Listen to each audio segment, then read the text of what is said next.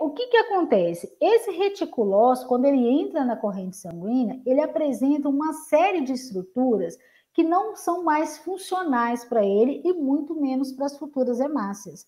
Então, nesse caso, o que que vai acontecer? Ele precisa passar por todo um processo para ele ir perdendo tudo isso que não é funcional, porque o nosso organismo faz isso. Toda vez que a gente tem alguma estrutura que não é funcional no nosso organismo, ela é eliminada, porque não faz sentido. Isso é gasto de energia, é gasto de nutrientes, é gasto de tempo, que não é ideal para o nosso sistema. Então, o que, que vai acontecer? Esses reticulócitos que acabaram de chegar na corrente sanguínea, ele tem ali inúmeros receptores de transferrina, um excesso gigantesco de membrana citoplasmática que não tem necessidade para essas hemácias, tem outros receptores, muitas vezes eles apresentam várias organelas ainda no seu interior, como, por exemplo, mitocôndrias, lisossomos, que para as células em si, os eritrócitos maduros, isso não tem finalidade nenhuma. Então, é aí que a gente passa por um processo de maturação até a gente chegar no eritrócito. Por quê? Porque ele vai eliminar tudo isso que não é útil.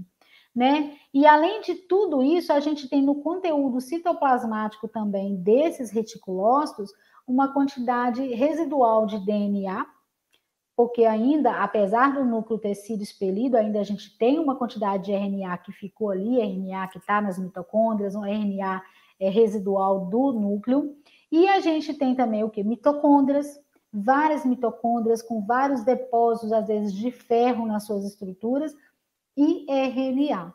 E é justamente aqui que vem a questão, por que que quando a gente olha num esfregaço corado com panótico, a gente consegue observar aquela célula, aquela policromatofilia que a gente fala, aquela célula azulada, grande azulada, no meio de outras células vermelhas? Porque a gente está vendo aí os reticulócitos. E por que que eles ganham essa coloração? Justamente pela grande presença de RNA que tem ali no seu citoplasma. Isso foi intencional, porque a partir do momento que uma célula não tem mais o seu núcleo para elaborar o seu RNA, para que esse RNA possa, então, ser traduzido em proteínas funcionais para as células, ela precisa manter a estrutura dela precisa se manter por 120 dias ainda, que é o tempo de vida útil de uma hemácia.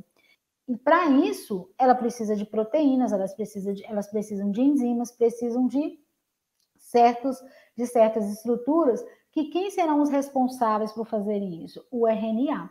Então, todo o RNA que essas hemácias vão utilizar quando maduras, eles foram produzidos lá na medula óssea, durante o período em que o processo que estava correndo, aquele processo de maturação, até a gente chegar aqui na medula, nos eritrócitos, nas hemácias maduras.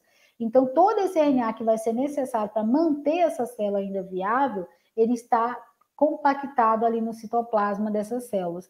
E esse RNA, em contato com esses corantes, o panótico, por exemplo, ele vai adquirir essa coloração azulada e arroxeada. Daí, na universidade, a gente sempre ouve falar, o reticulócito é aquela célula grande que você vai ver que ela é azulada ou arroxeada quando você vai analisar esfregaços hematológicos que não tem a finalidade de se contar reticulócito, porque a gente vai ver que são dois esfregaços diferentes.